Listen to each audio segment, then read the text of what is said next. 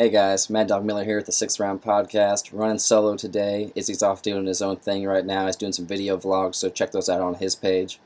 Today we're going to be talking about Bellator 90, picks and bets, but this is the day of the weigh-in, so the lines aren't going to be exactly up to date. So if you want to discuss the fights on the day of the fight, you can live chat with me at MaddDogg Miller on Twitter. And before we get to that, breaking news in the UFC, it was on everybody's mind right now. John Fitch cut from the UFC. Unbelievable. Coming off a Fight of the Night performance with Eric Silva and another Fight of the Night candidate against Damian Maia. I mean, yeah, he lost, but just a ridiculous decision by the UFC. I think John Fitch has been with the UFC since 2005. If I going off of memory, I think he's like 14 or 15 wins and only 3 losses, and those 3 losses are GSP, Johnny Hendricks, and Damian Maia, which very few welterweights even have that good a record. I think the only one who's better is GSP. It's kind of ridiculous. And like among those names that also got cut are Terry Edom, Paul Sass, and Che Mills. So England fans, they are going to be disappointed today because they lost a big part of their roster. I mean, Dan Hardy loses 4 in a row and gets cut, but Paul Sass and Terry Edom lose 2 and they're cut. And they're really exciting fighters. It's kind of ridiculous. I mean, really bad business tactics by the UFC. I mean, obviously on everybody's mind is John Fitch going to Bellator. He's going to go to ONE FC, and I like the idea of him going to Bellator. Him versus Ben Askren, it's a really interesting fight to me. I'm a huge Ben Askren fan, and nobody's been able to stop what he can do, which is obviously take you down and hold you there and hit you in the face until you quit or until the ref stops it. I love his style, but John Fitch might be the guy to really challenge Ben Askren. I think that'd be a great fight, so I really hope that Bellator, hey Bjorn, hope you're listening. You better sign this guy because ONE FC will pick him up in a heartbeat if they can. All right. Now that we've covered some of that news, just me ranting there, let's get over to Bellator 90. So, ready for the fight breakdown.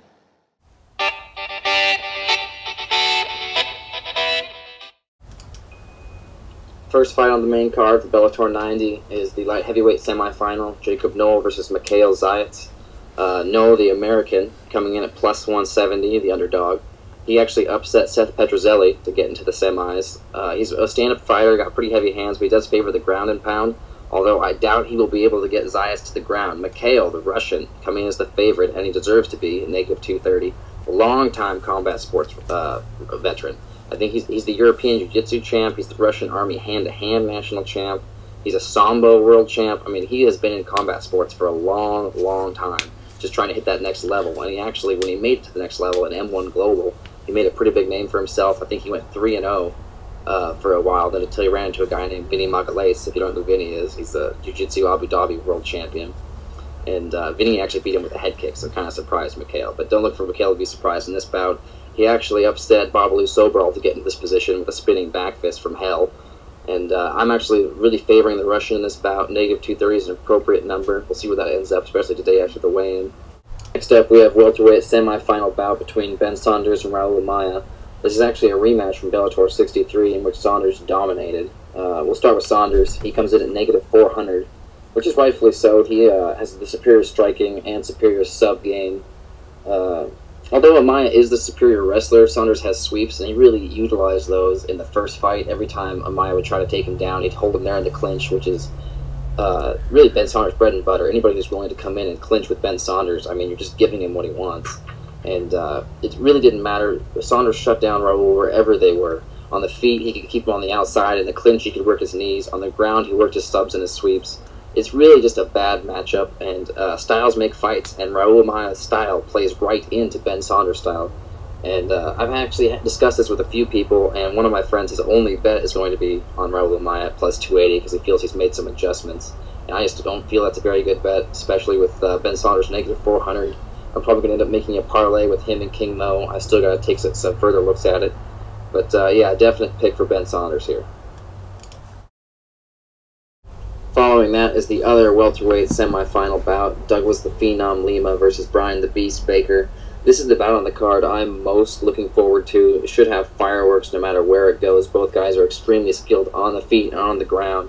But I definitely see it staying on the feet. I think it's going to be Lima's Muay Thai versus Baker's kickboxing. And I have Lima winning this, and rightfully so. He is the favorite at negative 195. Although I don't know if I will bet this fight, considering it is a lot closer. I thought the line would be closer, but Lima does come in as the heavy favorite over Brian Baker. He's underdog at plus 155. Baker's actually replacing an injured Brent Weidman, so he hasn't actually fought yet this tournament, and he's coming off of that devastating loss to Carl Amasu, which if you haven't seen that submission yet, you need to look that up. Carl Amasu, Brian Baker. That's an epic finish. But yeah, this fight promises to deliver no matter who wins, so be sure to check it out. Next up, the co-main event of the evening. Former 3-time NCAA champ and former Strikeforce light heavyweight champ King Mo makes his second appearance in the Bellator ring. He comes in as the amazingly heavy favorite, -850, as he should. King Mo coming in against Emmanuel Newton. Newton is a huge underdog, plus 484. Do not bet Newton. Obviously, I don't think anybody's going to bet Newton.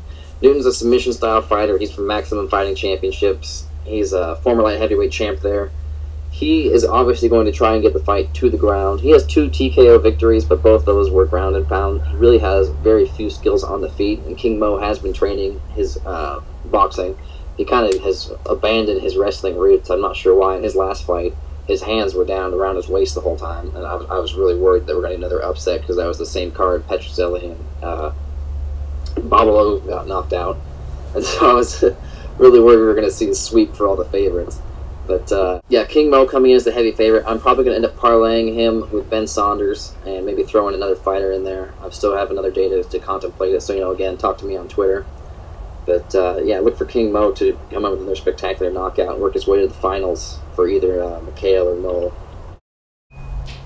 And finally, our main event of the evening, Rad Martinez versus Shambalat Shamkhalaev. This is actually the Season 7 featherweight final.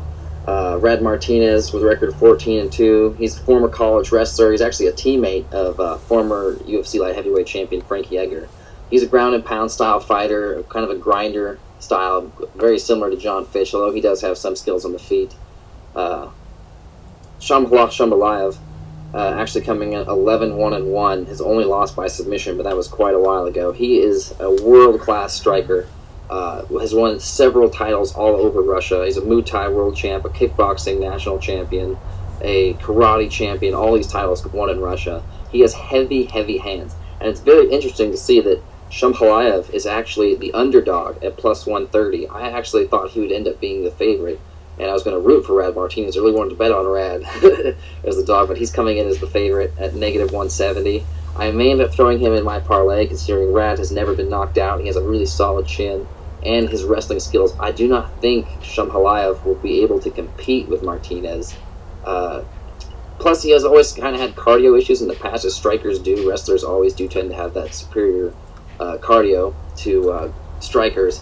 So I'm going to roll it over a little bit again. Talk to me on Twitter, guys. This is really where I make all my bets kind of last minute unless I see a line that catches my eye.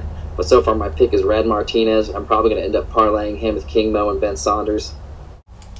And with that, we conclude our preview of Bellator 90. I want to say thanks for listening. I'm your host, MaddDogg Miller. Be sure to check out our sponsor, the MMAmovement.com, the #1 grassroots site for MMA online. Thanks for listening. Peace.